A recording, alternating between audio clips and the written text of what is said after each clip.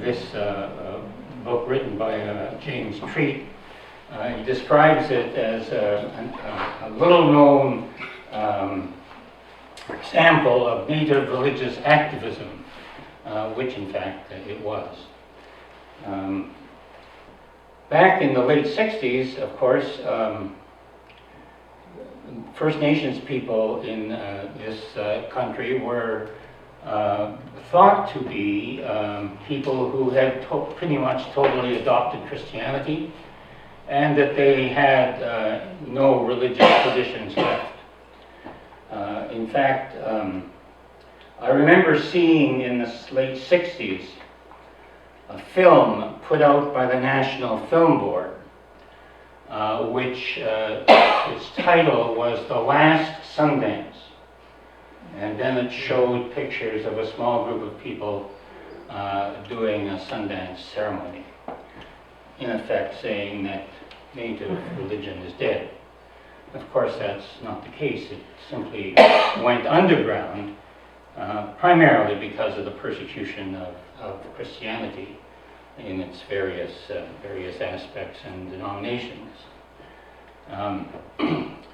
So I had met a person by the name of Bob Thomas, who was a Cherokee religious leader in his own tribe. He was not a Christian. I know in the long discussions I had with him, he said he believed that Jesus Christ was the Son of God. But that's as far as he went in terms of being a Christian. He had nothing else much to do with him. So he and I kind of teamed up and talked about what was happening in Native communities in terms of religious division, because the kinds of persecution that took place with doing traditional ceremonies had driven that underground in most places. And on top of that, of course, every community has had great challenges in terms of denominationalism. And once you had those, you had divisions. As we talked about that for a while, we decided we might want to try and see if something could be done about it.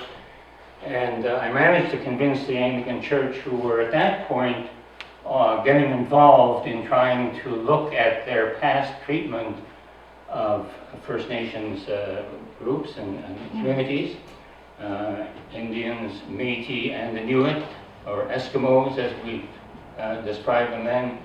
And so they were open to looking at new things. We got enough money to bring together 6 or 7 people across the country to talk about that idea.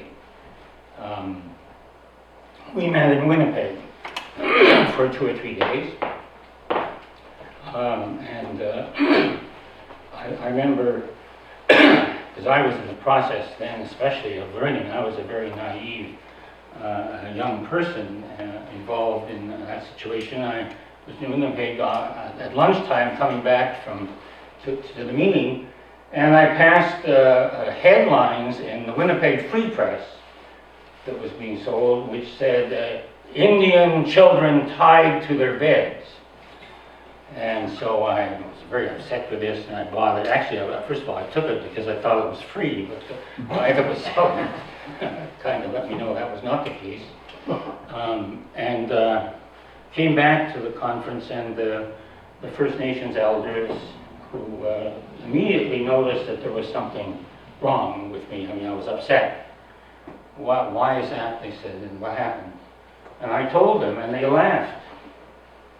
They said, well, that's what residential schools are about, being tied to our beds. So that was kind of a beginning of learning for me in many ways. This committee then, this group decided that it was a good thing to do to go ahead and bring together First Nations, traditional doctors, medicine men, and Native Christians, leaders, Native Christian leaders. And that's what we did. The first conference took place in the Old Crow, not Old Crow, but the Crow Reservation in Montana, and Bob knew the chief counselor there, and he said everything's fine. So about 100 of us arrived for a 4 or 5 day conference, our first conference, and they didn't know what we were doing there. they didn't expect us to come. The guy that Bob knew had lost the election, and he had neglected to tell us or anybody else that nobody knew this was going to happen. So we had to scurry around and find ways of feeding and housing the 100 people who were, which they let us use their school and so on. We managed to do that. In any case, out of that conference, much to our joy and to some extent surprise, came a real sense of people wanting to continue to implement the ideas they had about rejuvenating traditional native ceremonies and religion, either within Christian contexts or separately. In other words, both positions were acceptable, and that we needed to find ways of encouraging the establishment of religious peace in whenever First Nations people gathered in whatever context, rather than having a divisive religion being a divisive thing, because First Nations culture, they said, is fundamentally a theological issue in relationship to the earth and to each other. So that's how it started. But it caught on quite quickly. We moved the next year to Morley, Alberta, and as the word got around the continent that this was happening, because we were talking not just about Canada, but about Canada, the United States. We had people from Alaska to Florida coming to these conferences. And by the 5th year or 6th year, there were as many, as some say, as many as 10,000 people showed up at Morley to carry on these discussions. People went home.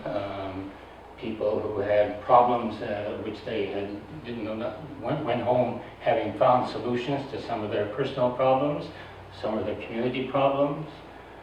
It was a very great event for thousands of people in hundreds of communities from coast to coast.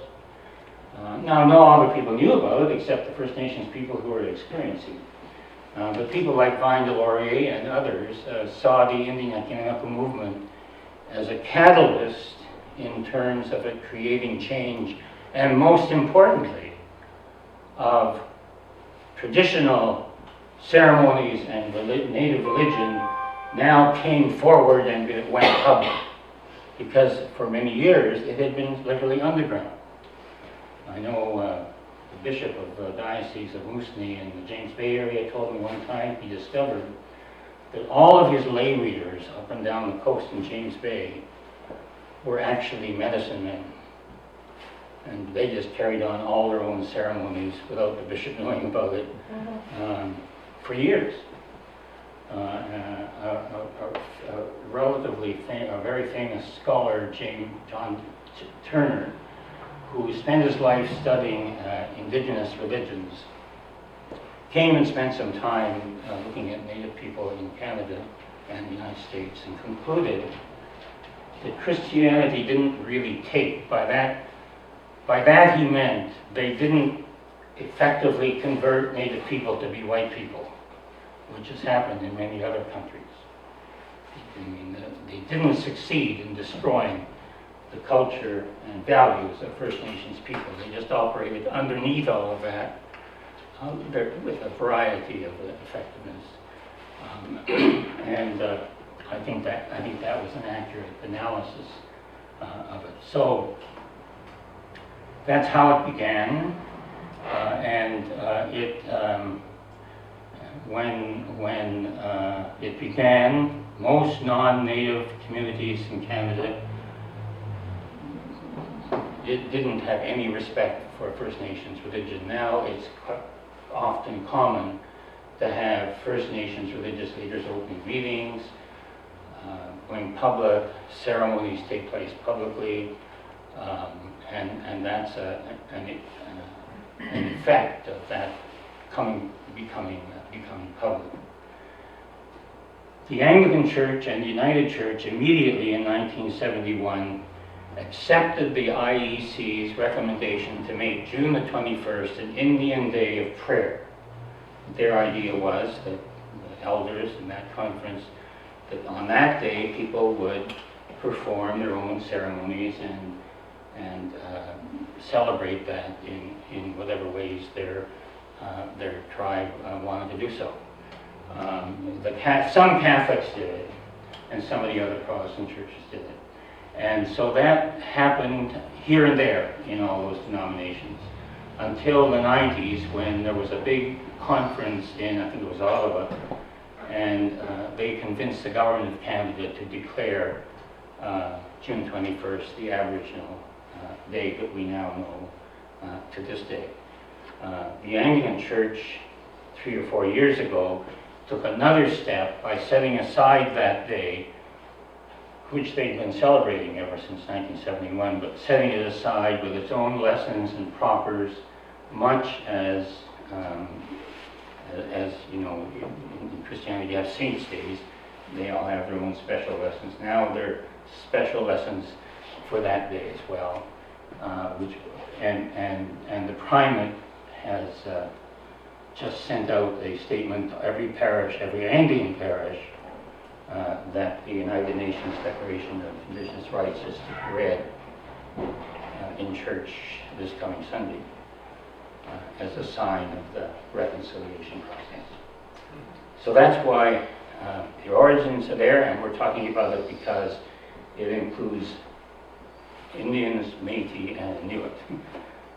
And I'm sure you all know that Riel, or you will know after tonight, was indeed a devout Roman Catholic until he kind of lost some hope, did kind of rebel against his own church, like many of us have in the end. But for him, his faith was very much a part of his understanding of who he was. Thank you.